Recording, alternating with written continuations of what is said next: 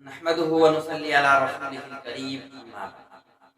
اگر تم اپنی زندگی کو خوبصورت بنانا چاہتے ہو، اگر تم اپنی زندگی کو حسین و جمیل بنانا چاہتے ہو، اگر تم اپنی زندگی میں کامیاب ہونا چاہتے ہو، اگر تم اپنی زندگی میں آگے بڑھنا چاہتے ہو، تو اس کے لیے ہمیں دو کام کرنے ہوں گے۔ وہ دو کام کیا ہیں؟ آئیے جانتے ہیں۔ اللہ قرآن میں فرماتا ہے اطیعوا اللہ و اطیعوا الرسول، ایمان والو اللہ اور اس کے رسول کی اتباع کرو، اللہ اور اس کے رسول کے احکامات کے مطابق اپنی زندگی کو گزارو، اللہ اور اس کے رسول کی پیروی کرو، جب ہی تم دنیا کے اندر اور آخرت میں کامیاب ہو، جب ہی تم اپنی زندگی کو حسین و جمیل بنا سکتے۔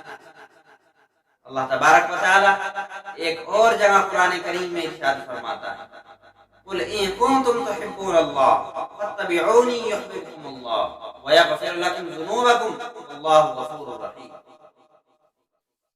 کہ نبی ان کو بتلا دیجئے اگر یہ اللہ تبارک و تعالی سے محبت کا دعویٰ کرتے ہیں، اگر یہ اللہ تبارک و تعالی سے محبت کا اقرار کرتے ہیں، تو ان کو رسول اللہ کی ان کے اوپر لازم ہے رسول اللہ کی پیروی کرنا، ان کے اوپر لازم ہے رسول اللہ کی اتباع کرنا۔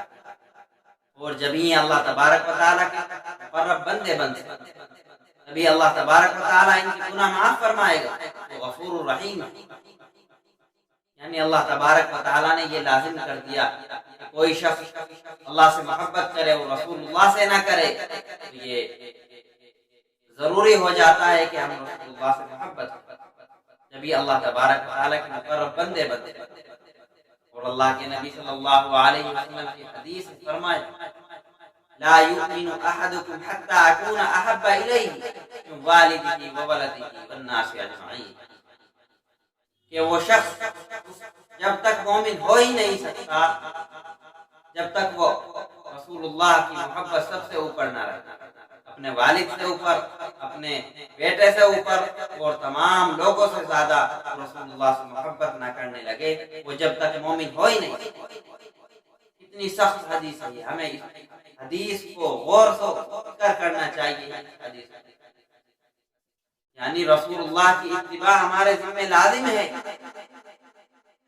اتباع اور پیروی میں کیا فرق ہے؟ اتباع اور پیروی میں یہ فرق ہے، اتباع کہتے ہیں کسی کے حکم کو ماننا، اور پیروی کہتے ہیں کسی شخص کے کسی کام کو اپنے اوپر لازم کرنا۔ صحابہ کرام کی زندگی کو اٹھا کر دیکھو، صحابہ کرام کس طریقے سے نبی صلی اللہ علیہ وسلم کی اتباع اور پیروی کرتے۔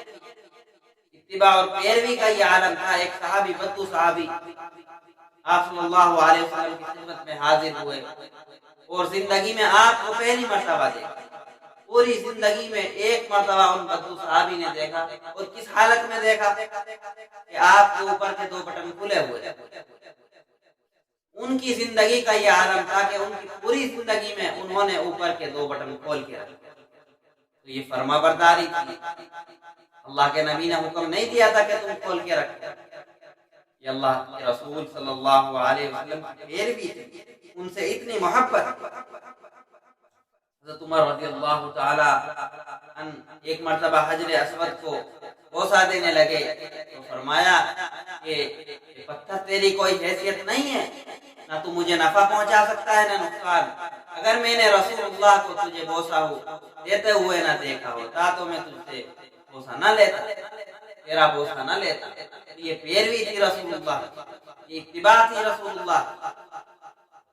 اور اتباع کا تو کیا عالم تھا کہ جو حکم رسول اللہ دے دیں اس پر صحابہ کرام لڑنے مرنے پر تیار ہو جاتے تھے، جانے قربان کر دیتے۔ یہ عالم تھا۔ آج ہماری زندگی میں دیکھو کیا ہم چیز کی رسول اللہ کی زندگی کو ہم فالو کر رہے ہیں، رسول اللہ کی پیروی کر رہے ہیں؟ ہرگز نہیں۔ آج کس طرف حکومت جا رہی ہے، نوجوان نسل کدھر جا رہی ہے؟ گھروں کا حال ہمارے کیا ہے، بڑے بڑے ہم نے LCD لگا رکھے ہیں، اس میں گانے بج رہے ہیں۔ یہ کس کی اتباع ہے؟ یہ کس کی پیروی ہے؟ یہ ہالی ووڈ بالی ووڈ والوں کی پیروی ہے۔